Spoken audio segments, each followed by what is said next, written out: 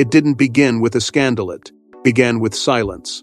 A silence so deliberate, so controlled, that even senior aides refused to explain it. When Princess Anne finally broke that silence, it wasn't just a revelation, it was a correction of history. For decades, the world believed one version of why Prince Philip lived apart. But the truth? It was never what the palace allowed anyone to see. Before we go deeper into what this really means for the royal family, make sure to subscribe so you don't miss a single update. For years, the narrative surrounding Queen Elizabeth II and Prince Philip's living arrangements was treated as a quiet curiosity, something acknowledged, but never fully explained. The public saw separate residences, separate routines, and gradually, separate lives unfolding in a way that seemed unusual for a royal marriage so often described as unbreakable. But what was presented as a simple matter of preference began to feel increasingly calculated. Reports would surface, and then disappear. Questions would be raised, then quietly redirected. And through it all, the palace maintained a careful, almost impenetrable composure, as if the full story was being held back with deliberate precision. Behind closed doors, however, whispers never truly faded. Royal watchers, historians, and even those within the institution itself sensed that something deeper was at play. This was not a casual arrangement born out of convenience. It carried the weight of decision, of negotiation, of something far more intentional than the public was ever meant to understand. And at the center of this growing curiosity stood Princess Anne, the one figure within the royal family known not for drama, but for discipline. Not for speculation, but for quiet authority. She had built a reputation over decades as someone who did not indulge in narratives. She preserved them, guarded them, and when necessary, corrected them. That is why the moment she finally spoke, however measured, however controlled, it sent a ripple far beyond the usual circles of royal intrigue. Because this was not just another interpretation. This was not another anonymous source or whispered claim. This was the voice of someone who had lived within that reality, who had observed it not from the outside, but from its very center. And suddenly, the carefully maintained illusion began to shift. What made it even more striking was the timing. Interest in the royal family had already been intensifying, with renewed focus on legacy, on history, on the untold truths that shaped the institution behind its polished exterior. The question of Prince Philip's separation was no longer just a passing curiosity, it had become a symbol of something unresolved. And as Anne's perspective began to surface, it became clear that the truth would not simply clarify the past, it would challenge it. Because the more closely one examined the story that had been accepted for so long, the more it seemed incomplete, too simple, and too clean. It lacked the complexity that defines real lives, especially lives lived under the relentless pressure of the crown. And that is where the silence became most telling, not as an absence of information, but as a presence of control. And as that silence finally began to break, one realization emerged with undeniable force. The distance between Philip and the Queen was never what it seemed on the surface. It carried meaning, intention, perhaps even necessity. And as that truth started to take shape, it pointed towards something far more profound than separation itself, a reality that had been hidden not because it was scandalous, but because it was too complex to fit the narrative the world had been given.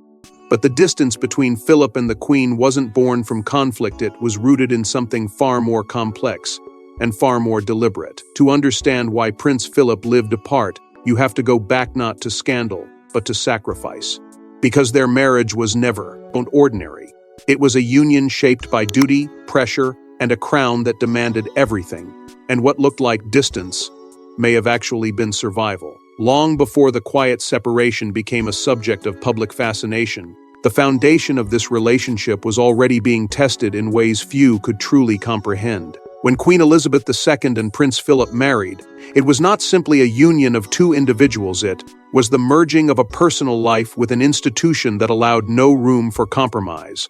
At first, there was hope that balance could exist, that love, loyalty, and shared ambition might be enough to sustain both the demands of the crown and the needs of a husband who had once lived freely, decisively, and without constraint. But that hope was quickly challenged by reality, because the moment Elizabeth ascended to the throne, everything shifted, not gradually, not gently, but completely. The woman Philip had married became something more, something untouchable, defined, not by personal identity, but by constitutional duty. And in that transformation, Philip found himself in a position unlike any other. A man of strong will, shaped by discipline and independence, suddenly expected to walk 2 steps behind, to silence parts of himself in service of something larger. It was not a loss of love, but it was, undeniably, a loss of autonomy. This is where the tension began to take root, not as conflict, but as quiet pressure, the kind that does not explode outward, but settles inward, shaping decisions over time. Philip was no ordinary consort. He was not content to exist as a ceremonial figure, nor was he willing to abandon the identity he had built long before the crown entered his life. And yet, the structure of the monarchy left little room for negotiation. His role was defined, his path was set. And the more he adapted, the more it became clear that adaptation came at a cost. What the public saw during those early years was a composed, united front. Appearances were maintained with precision. Smiles were shared. Duties were fulfilled. But beneath that carefully constructed image existed a far more complex reality, one where individuality and obligation were constantly in tension. Philip supported Elizabeth, unquestionably. He stood beside her through the weight of her reign. But support did not erase the quiet struggle of existing within a system that required him to be less than what he once was. And this is the part of the story that remained largely unseen, because the monarchy does not reveal its internal adjustments. It does not explain how its members cope, adapt, or endure. Instead, it presents continuity unbroken, unwavering. Yet behind that continuity, decisions were being made, subtle at first, then increasingly deliberate. Decisions not to disrupt the institution, but to preserve the individuals within it. So when the years passed and the arrangement between Elizabeth and Philip began to evolve, it was not sudden. It was the result of decades of quiet understanding, of recognizing that survival within such a system required more than loyalty. It required space. Space to breathe, space to remain whole, space to exist beyond the constant shadow of the crown. And perhaps that is why the public interpretation always fell short, because it searched for signs of fracture where there were none. It assumed distance meant division, when in reality it may have been the very thing that allowed their partnership to endure. A solution, not a symptom. A choice, not a consequence. But what the public saw as distance, insiders knew was carefully designed, and it all led to one pivotal shift. When Prince Philip quietly stepped back from full-time palace life, the headlines were immediate, but the explanation was not. Separate residences, separate routines, and no clear reason. What looked like a retreat was actually the beginning of a royal arrangement few truly understood. By the time Philip made the decision to relocate to Wood Farm on the Sandringham estate, the groundwork had already been laid by years of quiet adaptation. This was not a sudden departure. It was not a reaction. It was, in many ways, the natural evolution of everything that had come before. Yet to the outside world, it felt abrupt. The idea that the husband of Queen Elizabeth II would choose to live apart even partially was enough to trigger a wave of speculation that the palace could not fully contain. Questions surfaced almost immediately. Was this the beginning of a deeper divide? Had something shifted behind closed doors? Or was this, as some cautiously suggested, simply a man seeking peace after decades of relentless duty? The problem was not the move itself, it was the silence that followed. Because once again, the palace chose not to explain. Statements were brief, carefully worded, and deliberately vague. They acknowledged the change without revealing its meaning. And in that absence of clarity, the narrative was no longer controlled. It was interpreted, expanded, reinvented. Media outlets began to connect dots that may never have existed. Observers revisited old tensions, old rumors, old moments that suddenly seemed more significant in hindsight. The story was no longer about a residence, it became about a relationship. And yet, beneath all that noise, there was something far more measured unfolding. Philip's move to Wood Farm was not an escape, it was a reclaiming. After decades spent in the constant orbit of royal expectation, he had reached a point where the need for autonomy could no longer be postponed, not as rebellion, but as preservation. He had fulfilled his role, endured its limitations, and supported the crown without hesitation. But the question that lingered, quietly but persistently, was what remained of the man behind that role. Wood Farm offered an answer not publicly, but personally. It represented a space where routine was no longer dictated by ceremony, where time could exist, without the pressure of visibility. And perhaps most importantly, it was a space that existed within the royal framework, but just far enough removed to allow something rare: independence without abandonment. This is where the public narrative struggled to keep up, because from the outside, distance is often mistaken for division. But from within, it can be something entirely different. Whispers began to emerge, soft at first, then more consistent. Not of conflict, but of agreement. Not of separation, but of understanding. Those who observed closely began to suggest that this was not a decision imposed, but one quietly supported. That Queen Elizabeth II herself recognized the necessity of it. That after decades of shared duty, there was an unspoken acknowledgement that sustaining the partnership required adjustment, not resistance. Still, without confirmation, those whispers remained just that. The palace maintained its silence. The public remained uncertain, and the story continued to exist in that uneasy space between perception and reality where every detail felt significant, but nothing was fully understood. But according to those closest to the situation, this wasn't a retreat, it was a carefully negotiated balance. When Princess Anne finally addressed the question, it wasn't dramatic, it was definitive. No scandal, no betrayal, just a truth that quietly dismantled decades of speculation. And in doing so, she revealed something far more powerful about her parents' relationship than anyone expected. For years, the question had lingered in the background, growing louder with every passing decade, shaped not by answers but by assumptions. And yet, when Anne spoke, she did not lean into that noise. She cut through it, not with emotion, not with defensiveness, but with the steady authority of someone who had lived the reality others only tried to interpret. Because unlike commentators or observers, she had not watched the evolution of Queen Elizabeth II and Prince Philip from a distance. She had witnessed it from within, day after day, year after year, through moments both public and profoundly private. And what she revealed was disarmingly simple. There was no fracture, no hidden conflict waiting to be uncovered. The distance that had fueled so much speculation was not born out of tension, but out of understanding. A deliberate choice, shaped by two individuals who had spent a lifetime navigating a system that demanded constant adjustment. In that context, what the world perceived as separation was, in truth, a form of balance, one that allowed both of them to continue without losing themselves entirely. Anne's words carried weight not because they were dramatic, but because they removed the drama altogether. She reframed the narrative in a way that felt almost unexpected. Instead of exposing a hidden struggle, she revealed a quiet strength, a recognition that even within the most traditional of institutions, there is room, however limited, for adaptation. And in that adaptation lies survival. What made this revelation even more significant was the way it challenged long-held assumptions about royal relationships. The public often expects a singular image, constant unity, visible closeness, an unbroken presence. But Anne's perspective suggested something far more nuanced. That closeness does not always require proximity. That loyalty is not defined by shared space, but by shared purpose. And that in some cases, maintaining that purpose requires stepping back rather than holding on. For Philip, that step back was not an abandonment of duty. It was a redefinition of it. A recognition that his role, while essential, did not have to come at the cost of his identity. And for Elizabeth, allowing that space was not a sign of distance, it was a reflection of trust. A quiet acknowledgement that their partnership had reached a point where it no longer needed constant reinforcement to remain intact. This is where the narrative begins to shift.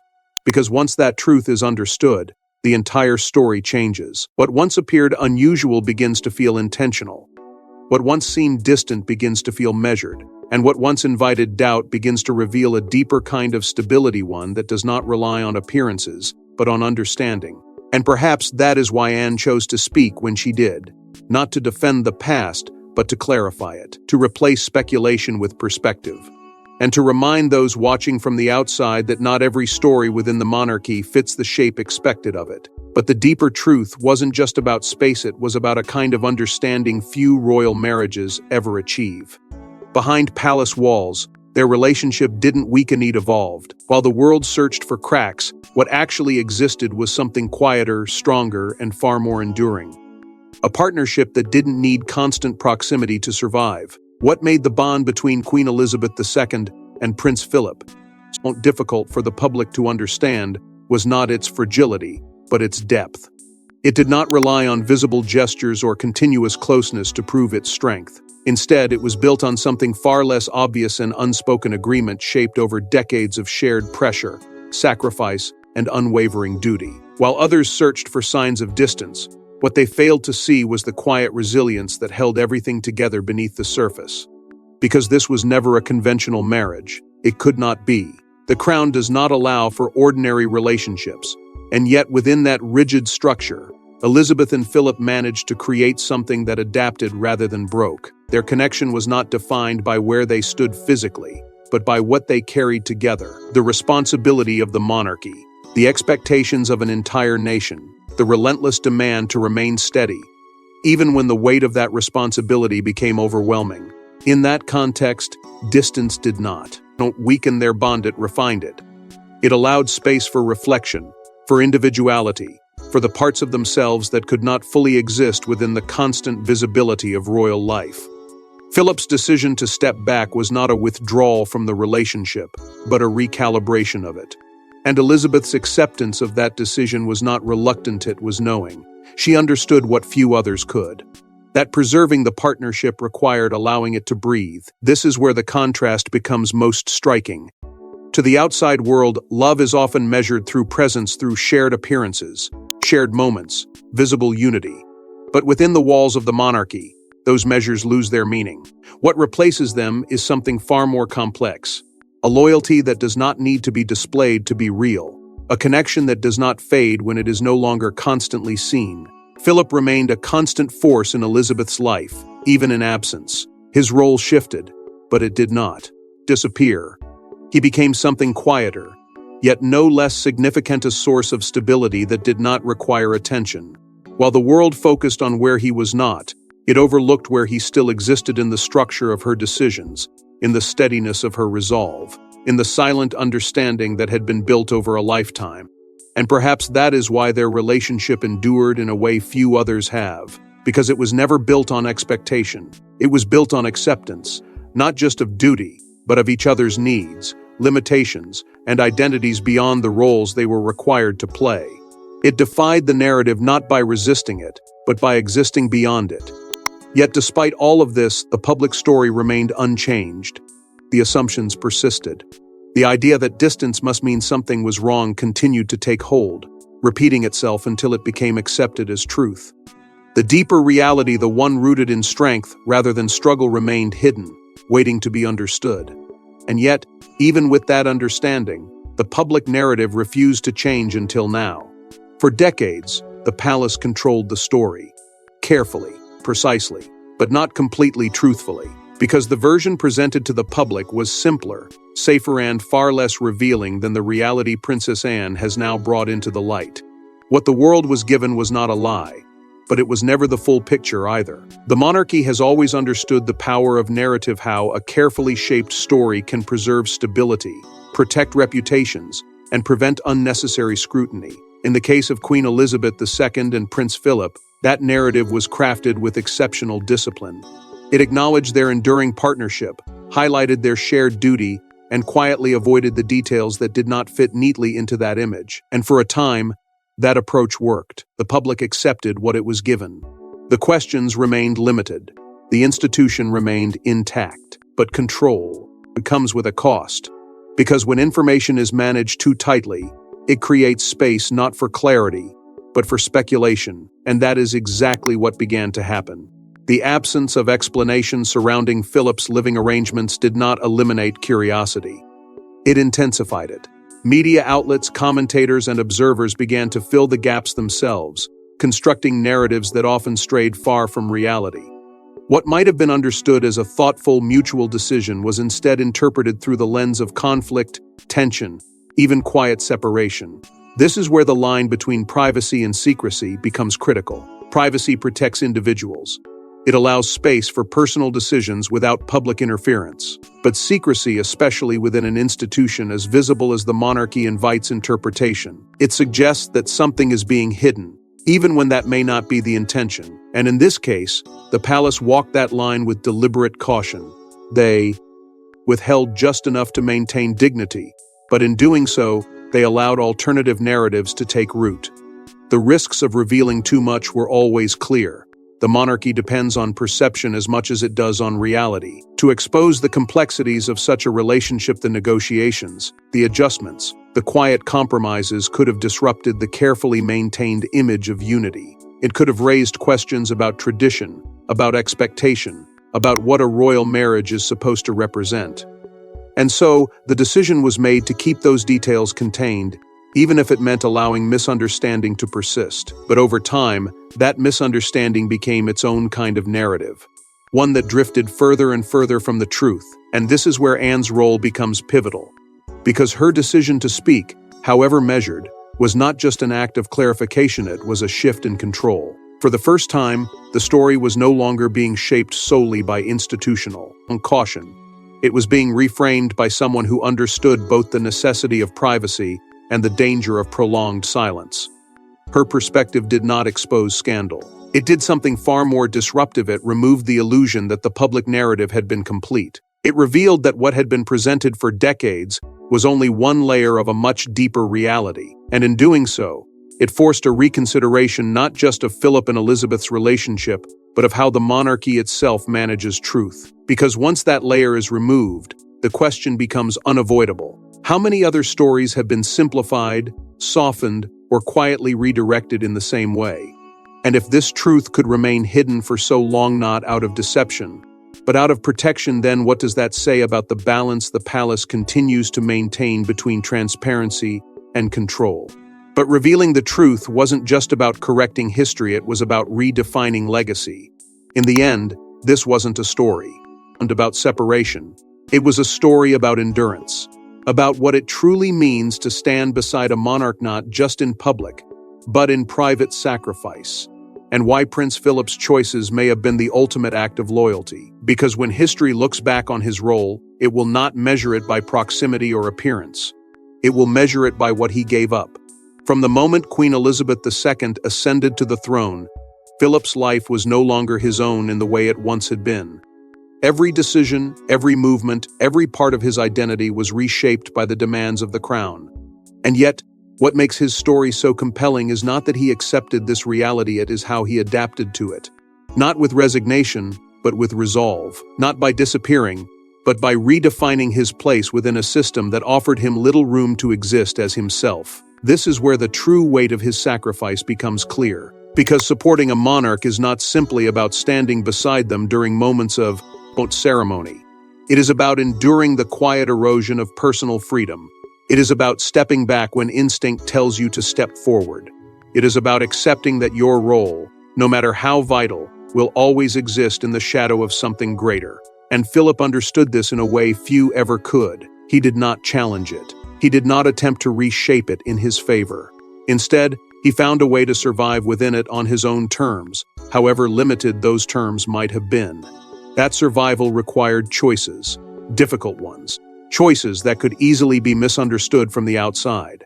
His decision to live apart, to seek space, to reclaim a sense of autonomy, these were not acts of withdrawal. They were acts of preservation. Because after decades of service, the question was no longer how to fulfill his role, but how to sustain himself within it. And in making those choices, he did something that quietly redefined what it means to be a royal consort. He showed that duty does not erase individuality, it forces it to adapt. What makes this even more profound is the contrast between perception and reality. For years, the public viewed his distance as a sign of something lacking, a fracture, a quiet unraveling. But history now suggests something very different, that what appeared distant was, in fact, deliberate. That what seemed like absence was, in reality, a different form of presence, one that did not rely on visibility to remain constant. And at the center of this evolving understanding stands Princess Anne. Because without her perspective, this truth may have remained buried beneath decades of assumption. She did not rewrite the past, she clarified it. She ensured that the narrative surrounding her parents was no longer defined by misunderstanding, but by the quiet strength that sustained it. In doing so, she preserved not just their story, but their legacy. A legacy built not on perfection, but on endurance. Not on appearances, but on resilience. A reminder, within the rigid structure of the monarchy, there is still room, however small, for humanity. And that sometimes, the strongest partnerships are not the ones that look the closest, but the ones that endure despite the distance. And as the truth settles, one final realization begins to emerge, one that changes everything we thought we knew. The distance was never the story. The silence was, and now that silence has been broken not with scandal, but with clarity. What Princess Anne revealed doesn't just explain the past, it reshapes it entirely. For decades, the world tried to define the relationship between Queen Elizabeth II and Prince Philip through what it could see: separate residences, separate routines, moments where absence seemed more visible than presence. But now, with the weight of Anne's words settling into public understanding, that entire interpretation begins to unravel. Because what once looked like distance now reveals itself as something far more intentional: a structure, a balance, a quiet agreement that allowed both of them to endure under extraordinary pressure. And the emotional impact of that realization is difficult to ignore. It forces a rethinking, not just of their marriage, but of how strength itself is defined. For so long, strength was associated with closeness, with visible unity, with constant alignment. But their story challenges that idea completely. It suggests that sometimes the strongest bonds are the ones that allow space. That resilience is not always loud or obvious, it can be quiet, steady, almost invisible to those who are not looking closely enough. This is why the truth matters now more than ever, because it shifts the narrative away from misunderstanding and toward something far more meaningful. It reminds us that even within an institution as rigid as the monarchy, human relationships cannot be reduced to simple explanations. They evolve, they adapt, and sometimes they take forms that are difficult to recognize until someone is willing to speak with honesty. And that is exactly what Anne has done. She has not dramatized the past. She has not reshaped it to fit a more appealing narrative. Instead, she has revealed it in its most authentic form: complex, layered, and grounded in a reality that was never meant to be easily understood. In doing so, she has allowed the public to see her parents not just as figures of history, but as individuals who navigated challenges in their own way, within the constraints they were given. The result is a quiet but powerful shift in perception. The assumptions that once dominated the conversation begin to fade. The idea of separation gives way to the understanding of balance. The suggestion of distance is replaced by the recognition of endurance. And in that shift, something remarkable happens. Their partnership is no longer viewed as unusual, but as deeply resilient. Because when all the noise is stripped away, what remains is not a story of absence, but a story of presence, and in its most enduring form. A connection that did not rely on proximity to survive. A partnership that was not weakened by time or distance, but strengthened by it. And a legacy that now stands clearer than ever before. History will not remember them as distant. It will remember them as enduring. As two individuals who carried the weight of the crown while finding a way quietly, deliberately to remain themselves within it. And perhaps that is the most powerful truth of all. Because in the end, what looked like distance was actually one of the strongest bonds the crown has ever known. Thanks for watching. Please don't forget to like and subscribe, and we will see you in the next one.